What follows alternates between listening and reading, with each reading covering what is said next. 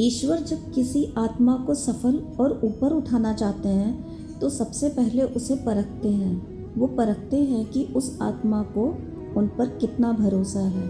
क्या वो व्यक्ति तब भी विश्वास रखेगा जब चारों ओर अंधेरा होगा, जब सारे दरवाजे बंद हो जाएंगे उसके लिए, जब कोई सहारा ना दिखेगा? क्या वो तब भी विश्वास करेगा मुझ पर? क्योंकि असली आस्था वहीं परखी जाती है जहाँ कोई उत्तर नहीं दिखता, पर दिल में किसी कोने में एक आवाज़ होती है, डर मत, मैं तेरे साथ हूँ। अगर हाल ही में आपकी ज़िंदगी में भी कुछ ऐसा चल रहा है जहाँ सब कुछ उलझा हुआ लग रहा है, जहाँ मेहनत के बाद भी फल नहीं दिख रहा, जहाँ भरोसा डगमगा रहा, तो जान लीजिए कि ये ईश्वर की परीक्षा है। वो देखना चाहते हैं कि आप टूटते हो या टिकते हो। हर आत्मा को जीवन में एक ऐसा मोड़ ज़रूर मिलता है जहाँ उसे सिर्फ दो रास्ते नज़र आते हैं, एक हार मानकर शिकायत करने का और दूसरा विश्वास रखकर प्रतीक्षा करने का। ईश्वर उसी आत्मा को चुनते हैं जो दूसरे रास्ते को चुनती है, जो कहती है मुझे पता है मेरा समय आएगा, क्योंकि मेरे परमात्मा कभी देर नहीं करते। हाँ, अगर कभी देर होती है तो वो किसी कारणवश होती है। कभी कभी ऐसा लगता है कि ऊपर वाला सुन ही नहीं रहा, लेकिन याद रखो ईश्वर कभी अन्याय नहीं करते हैं। वो बस तुम्हारे सुंदर जीवन की व्यवस्था कर रहे होते हैं। ये वही व्यवस्था है जो सही समय पर तुम्हारे पास ज़रूर पहुंचा दी जाएगी।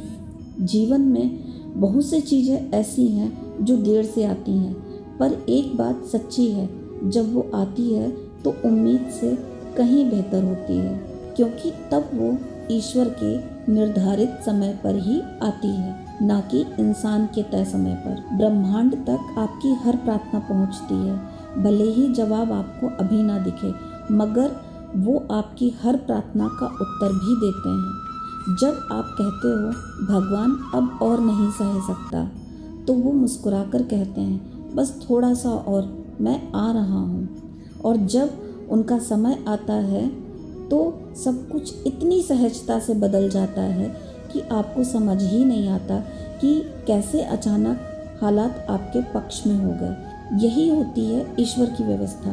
वो पहले परिस्थितियाँ बनाते हैं, फिर आपके भीतर धैर्य भरते हैं, फिर अचानक रास्ता खोल देते हैं, और तब समझ आता है जो चीज़ आप जल्दी मांग रहे थे वो देर से आकर आपके लिए आशीर्वाद बन गई है। अब अगर आपको ऐसा लग रहा है कि आपके जीवन में कुछ अटका हुआ है, कुछ रुका हुआ है, तो ये वीडियो आपके लिए ही है, क्योंकि ये वही क्षण है जहाँ ब्रह्मांड आपको याद दिला रहा है कि बाबा की कृपा सदा ही आपके साथ है। पूरे विश्वास के साथ बाबा पर भरोसा तो करो कि सब कुछ ठीक हो रहा है। बस आप विश्वास बनाए रखो, आपकी मेहनत व्यर्थ नहीं जाएगी, आपकी सच्चाई व्यर्थ नहीं जाएगी, आपका भरोसा व्यर्थ नहीं जाएगा, क्योंकि ईश्वर की व्यवस्था हमेशा समय से पहले पहुंचती है। पहले एक सीधा सा सवाल पूछती हूँ, आपकी 100 में से 90 इच्छाएं अधूरी क्यों रह जाती हैं?